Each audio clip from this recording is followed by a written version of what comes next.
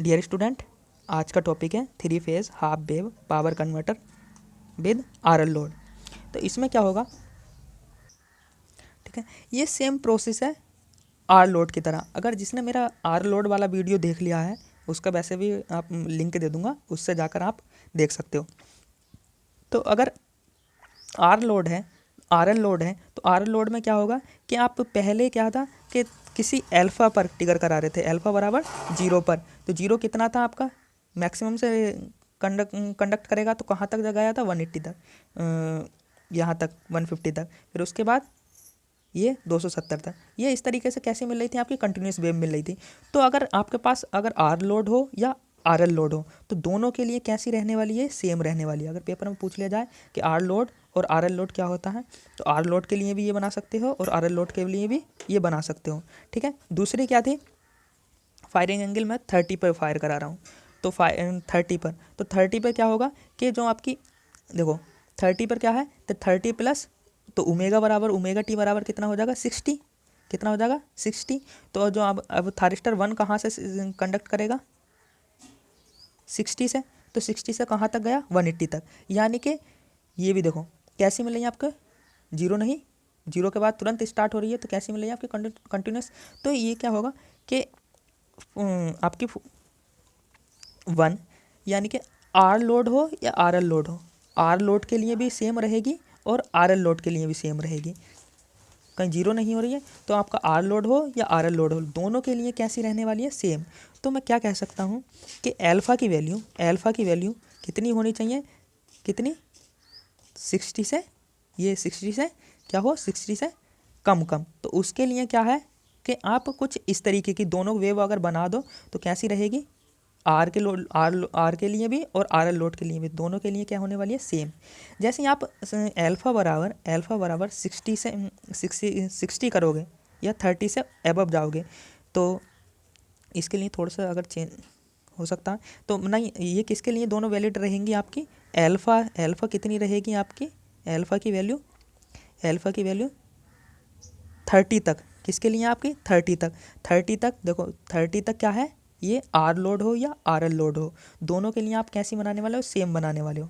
जैसे 30 से आपको ऊपर करोगे तो कितना हो जाएगा, तो आप एल्फ़ा बराबर कितनी रख रहे हो, 60, कितनी, एल्फ़ा बराबर 60 या कितनी भी रख सकते हो। तो 60 के बाद क्या होगा, तो आपका जो कंडक्शन होगा फिर कहाँ से स्टार्ट होगा, देखिए 60 में प्लस करो कितना, 30, तो ओमेगा टी कितना हो जाएगा, 90। तो जो आपका थारिस्टर 1 है, तो थारिस्टर 1 कहाँ से स्टार्ट होगा, है 90 से। 90 के बाद, 90 के बाद फिर 90 के बाद 90 में 120 ऐड करो, 120, तो कितना हो जाएगा ये 210। कितना, क्योंकि प्रत्येक थारिस्टर कहाँ तक कंडक्ट करता है आपका, 120 तक। कितना, थ्री फेस में कितना, 120 तक। तो ये 120 तक, और उसके बाद ये कहाँ तक जाएगा आपका, 300 तक। कितना, 300 तक। क्यों, देखिए यहाँ से ये देख रहा हो 90 से 180 तक, क्योंकि पॉजिटिव साइकिल कहाँ तक है, 180 तक। कितना, 180 तक। तो आर लोड के लिए तो ये रहेगी, आर लोड के लिए ये रहेगी। और इसमें अगर आपका आर एल लोड लग जाए, अब ये आर और एल लोड लग जाए, तो अगर आपके पास ओनली आर लोड है तब तो ये बना दोगे, अगर आर लोड पूछा जाए तो ये बना दोगे, ठीक है। और आर एल लोड लग जाए तो आर एल लोड का क्या है कि जब एल लोड लगता है, इंडक्टिव लोड लग जाएगा, तो इंडक्टिव लोड का मतलब क्या है कि ये कुछ ना कुछ एनर्जी आपके इसमें क्या करेगा, स्टोर करेगा। कितनी, हाफ एल आई स्क्वायर, किसकी, करंट की फॉर्म में। तो जो आप थारिस्टर 1 का, इसका थारिस्टर 1 का जो ऑन और ऑफ होना कौन डिसाइड करेगा, करंट डिसाइड करेगी, ना कि वोल्टेज। चाहे वोल्टेज नेगेटिव हो या पॉजिटिव हो, जब तक इसकी करंट होल्डिंग करंट से कम नहीं होगी तब तक थारिस्टर आपका क्या होने वाला, ऑफ नहीं होने वाला। तो ठीक है, तो उसके बाद क्या होगा, इसकी जो इंडक्टेंस की जो आपका आर एल लोड होगा, तब इसकी एनर्जी आप क्या होगी, रिलीज़ होगी, क्या होगी, रिलीज़ होगी। और किस तरीके से, ये इस तरीके से मिलेगी, ये कहाँ से, ये मिलेगी, ये। तो जो ये एनर्जी है, ये किसकी है, आपकी इंडक्टिव लोड की। तो अगर आपसे पूछा जाए कि three phase half wave power converter R L load, तो आर एल लोड में दोनों के लिए आपकी सेम होने वाली है। 30 से पहले पहले के लिए, जैसे 30 से ऊपर जाओगे तो उसके लिए क्या हो जाएगी आपकी कुछ इस तरीके की। तो उसके बाद क्या होगी, आपकी इंडक्टेंस की एनर्जी रिलीज़ होगी और वो आपकी कंडक्ट करनी चालू कर देगी। ठीक है, अगर दोनों सेम है, इतनी ये बात मत भूलना कि आर लोड के लिए और आर एल लोड के लिए, जैसे रजिस्टिव लोड के लिए पढ़ी थी आपने जीरो फिर 30 तक, तो दोनों की वेव ये थी। और उसके बाद जैसे 30 से ऊपर अल्फा बराबर 30 से आगे को ट्रिगर कराओगे तो आपकी कैसी आउटपुट मिलने वाली है, ये मिलने वाली है। ठीक है, कैसे, ये। अब इसके आउटपुट वोल्टेज, तो अल्फा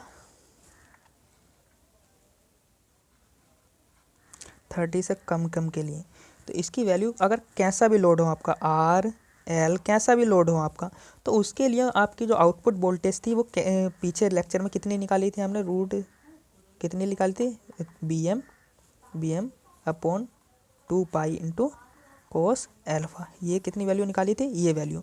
अब जैसे ही क्या होगा कि आप एल्फा 30 से ऊपर को जाओगे, कितना 32 ऊपर, एल्फा की वैल्यू क्या है 30 से जैसे ही ज़्यादा होगी, तब क्या होगा, तब देखिए क्या होगा कि अगर आर लोड है, कौन सा आर लोड है, तो आर लोड के लिए अगर देखोगे तो आर लोड के लिए 30 से जैसे ही ज़्यादा होगी तो कहाँ से मिल रही है आपकी आउटपुट वोल्टेज, ये मिल रही थी। और यहाँ तक कितनी 90 से अगर आर लोड है तो आर लोड लिमिट कहाँ है, लिमिट कितनी रहेगी, सेम वही प्रोसेस कितनी रहेगी आपकी, कितनी 90 प्लस एल्फ़ा, 90 प्लस एल्फ़ा, फिर कितना 180, इतना कुछ इस तरीके से। ठीक है, और उसके बाद V M sine omega T.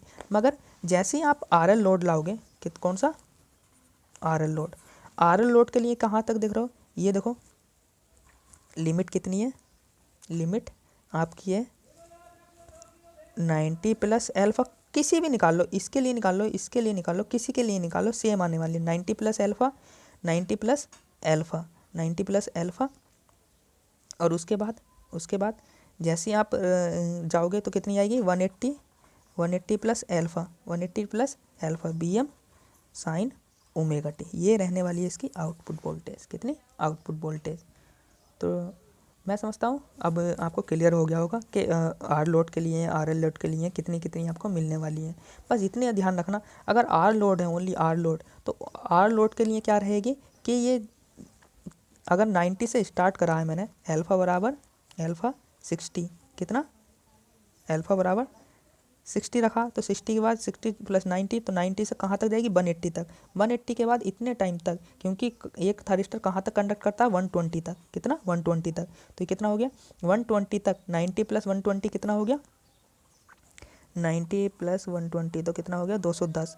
तो एक साइकिल आपको कहाँ तक मिल रही 180 तक, तो यहाँ तक तो वोल्टेज मिलेगा, पॉजिटिव वोल्टेज, उसके बाद नेगेटिव वोल्टेज मिलेगा और करंट भी नेगेटिव, तो क्या हो जाएगी ये जीरो, ओपन सर्किट, तो यहाँ से क्या मिलेगा, कुछ जीरो नहीं मिलने, कुछ वोल्टेज नहीं मिलेगा। और यहाँ के बाद 210 के बाद अगला थारिस्टर ऑन होगा, उसके बाद आपको आउटपुट मिलेगी। जब आप आर एल लोड लगा दोगे, आर एल लोड, तब क्या होगा कि जैसे ही 180 पर ये क्या हुई थी आपकी आउटपुट वो वोल्टेज आपका निगेटिव हुआ था, बट करंट भी क्या हुई थी उसके साथ, कि उसकी जो इंडक्टेंस की एनर्जी थी वो चल रही थी, तो उस टाइम के क्या मिलेगी आपकी आउटपुट वोल्टेज मिलेगी। आउटपुट वोल्टेज यानी कि वोल्टेज आपका माइनस में हो या प्लस में हो, बस करंट डिसाइड करेगी उसका कि आपकी आउटपुट वोल्टेज कहाँ तक मिलने वाली है। ठीक है, थैंक यू।